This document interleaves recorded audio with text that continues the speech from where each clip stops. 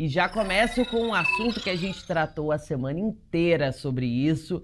Chegamos ao final, a sexta-feira, com um cenário de que tá tudo resolvido, mas a gente sabe que quando o assunto é política, relação entre três poderes, não podemos cantar vitória antes do tempo. Eu queria começar pela Damares, que é uma coisa ali voltada muito para essa disputa entre poderes. Na sua avaliação, Damares, você acha que essa questão das chamadas emendas PIX, que no começo da semana reuniu representante dos três poderes, está solucionado?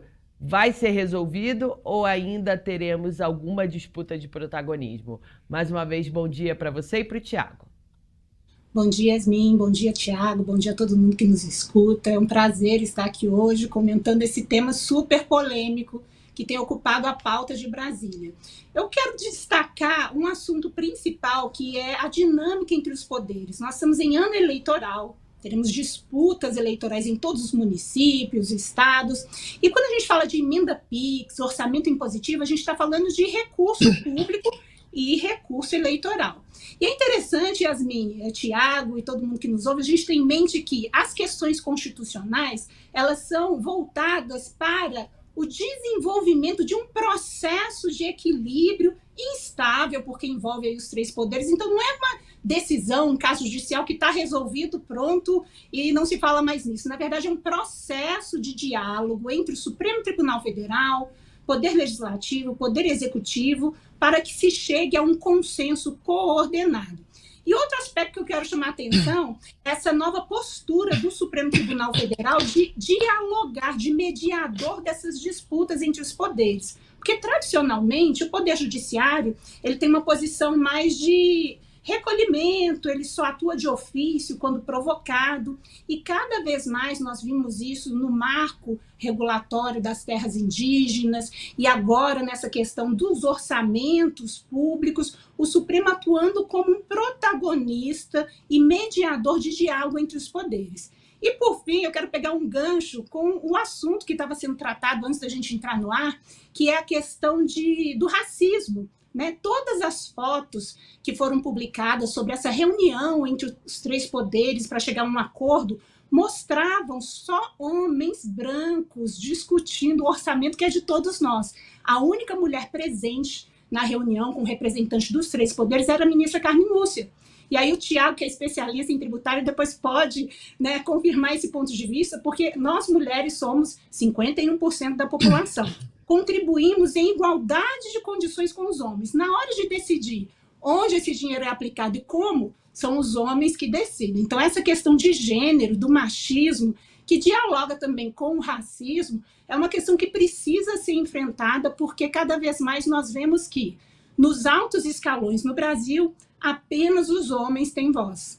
Essa fricção, ela foi muito comentada pelo governo e por nós, até no programa Visões da semana passada, e a gente tem ali uma certa fricção, isso são palavras do próprio ministro Haddad, entre os três poderes. Chama a atenção, a gente vê, e eu concordo 100% com a Damares, esse tom conciliador ou de diálogo, pelo menos aberto, do STF com os outros poderes. Né? A gente vê aí uma certa, entre aspas, trégua entre legislativo, executivo e judiciário para entrar num acordo acerca da destinação das emendas. Foi uma reunião de 4 horas entre representantes dos três poderes, né?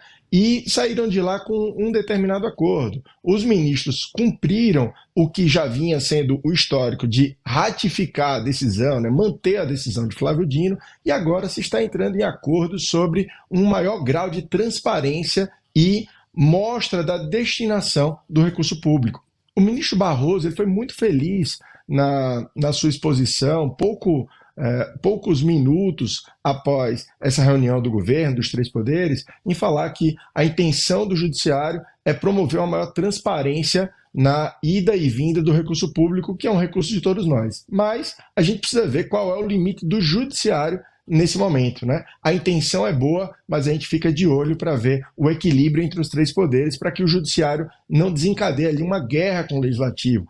O próprio presidente Arthur Lira, presidente da Câmara, ele tem em mãos ali projetos de lei a serem julgados que são muito interessantes e podem impedir, entre muitas aspas, algumas ações do Supremo, né? Basta ele desengavetar um projeto que permite que o Supremo revogue, o Supremo não, aqui a Câmara e o Congresso revogue decisões do Supremo quando votadas por 2/3. Essa é uma emenda bem polêmica que foi trazida aí. Então a gente fica num clima de tensão, mas que, ao meu ver, tem um tom já conciliador bem encaminhado. Pois é, bom, como eu disse aqui no começo, a gente trata desse assunto como bem encaminhado. Agora os poderes vão chegar a um bom termo, tem aí o prazo para estabelecer como ficam a destinação de algumas dessas emendas, porque ficou acertado, mas em política e quando se trata de poderes, eu estou aqui como jornalista atuando nessa área há pelo menos 10 anos, sempre vejo de uma hora para outra as coisas vão mudando e a gente tem que ficar em cima do lance. E eu conto com a colaboração de vocês. Vou mudar só um pouquinho de assunto e aí agora eu começo pelo Thiago, que é a área que ele tem uma maior familiaridade, apesar de transitar muito bem em outras, que é a questão do eu vou até colar aqui da nossa pauta, ITCMD sobre lucros. É um imposto, uma espécie de imposto, né? Thiago, explica pra gente o que você quer trazer sobre esse tema, porque você falou que é um assunto que está despertando ali meios e interesses de algumas áreas. O que você traz aqui no Visões de hoje sobre esse tema? Esse é um tema muito interessante, porque o ITCMD ele é um imposto que incide, um imposto de competência estadual, e ele incide quando você faz uma doação ou quando há uma transferência por causa-mortes, né? Houve ali um falecimento e o patrimônio sai para os herdeiros. Houve, durante a semana passada, a aprovação e uma ideia instituída de que o ITCMD poderia ser instituído na distribuição desproporcional de lucro. O que é isso para você que está em casa? Quando você tem uma empresa, cada sócio detém uma cota, né? Então, se eu sou detentor de 10% das cotas da minha empresa, teoricamente eu receberia só 10% do lucro. Mas existem diversas razões pelas quais o lucro pode ser distribuído de forma desproporcional. Ou seja, se na minha empresa eu trabalhei muito mais aquele ano, ou alcancei outras metas, ao invés de eu mudar todo o quadro societário, simplesmente os sócios chegam em acordo e eu posso receber mais que 10% dos lucros. Foi colocado em pauta na reforma tributária que esse pagamento que eu recebo a mais, no valor superior ao montante das minhas cotas, ele poderia ser considerado como uma doação.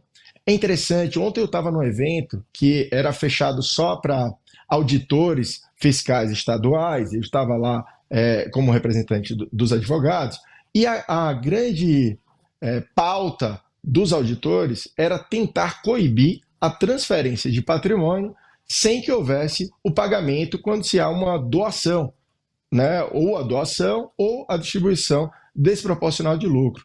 Interessante notar que no furor ali dos debates entre advogados e os auditores da Receita Estadual, o grande ponto é como que o contribuinte iria provar. Alguns deles trouxeram, não, basta provar que houve um propósito negocial para comprovar que aquela transferência de patrimônio ela não foi gratuita, né? Para você ter uma doação, é preciso que não tenha uma contrapartida, que seja uma transferência gratuita. E o que foi colocado por todos os advogados presentes era esse meio de prova é praticamente impossível. Como que eu vou comprovar um acordo que eu cheguei com o meu sócio para receber mais aquele ano, porque eu trabalhei mais e por isso vou ter ali uma distribuição desproporcional de lucro? Esse é um ponto que prejudica muito o funcionamento e dá ali um problema para o empresário bem relevante. Alguns auditores chegaram a falar que seria simples, seria somente colocar ali um acordo de cotista. E o ponto dos advogados era, ora, para a gente que está aqui em São Paulo, ou que trabalha com algumas empresas maiores, um acordo de cotista é algo comum, é algo do dia a dia. Mas o Brasil ele é composto de pequenos empresários, em sua grande maioria. Então, quando você vai para cidades menos desenvolvidas ou conversar com empresários que têm menos recursos, um acordo de cotista já é algo muito elaborado.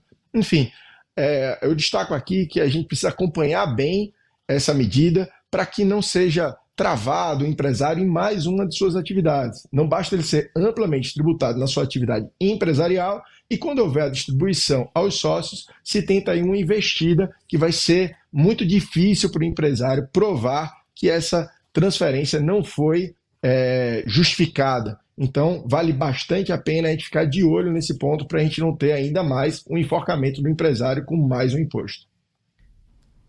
Damares, traga uma contribuição sobre esse tema. Quando fala em imposto, a gente já fica tenso. Eu, pelo menos, já fico tenso e o pessoal do chat aqui também. Ficamos todas, Yasmin, porque os dados indicam que nós trabalhamos 12 meses por ano e 4 desses meses vão para pagamento de impostos. Então, é como se a gente trabalhasse 4 meses para o Estado, para o governo. E quando a gente fala de direito tributário, o Tiago colocou muito bem, o que está em causa é o princípio da isonomia, porque o Estado, constitucionalmente falando, tem 2 instrumentos principais de coação do cidadão. É o direito penal, prisão, multas, e o direito tributário, que entra no bolso do contribuinte, na sua casa e tira o seu dinheiro. Então, para que o Estado exerça essa atividade que é super invasiva do seu patrimônio, existe todo um estatuto constitucional de proteção do contribuinte. E essa proteção, uma das principais, é o princípio da isonomia. Não pode se tratar contribuinte de forma anti-isonômica, várias garantias, princípio da anterioridade, que não pode cobrar tributo antes de um prazo determinado.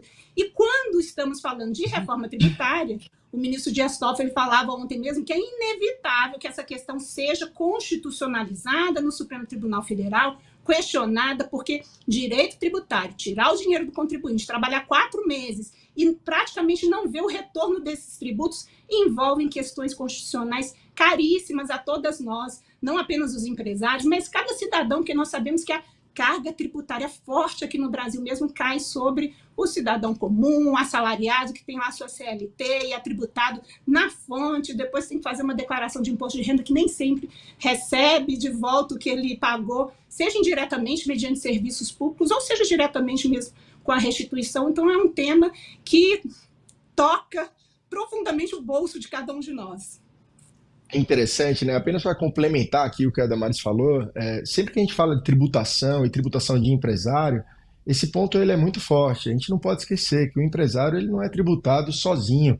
Toda investida que você faz que aumenta a carga tributária do empresário, da indústria ou de todo o setor econômico, esse aumento ele é repassado para você que está em casa. Isso é repassado no preço. Então, no final, quem sofre uma interferência, uma investida maior sobre o bolso, não é somente o empresário. Quando a gente está falando aqui no programa Visões, é preciso ampliar a visão para você que está em casa, que um problema do empresário é um problema seu também. Porque no final do dia, é aquele pãozinho que você compra na padaria, aquele café que você toma, aquele show de ingresso, tudo aquilo vai ficando mais caro. Porque o empresário não vai absorver essa porrada, essa investida contra o seu bolso sozinho, ele vai repassar para você e acaba prejudicando toda a sociedade.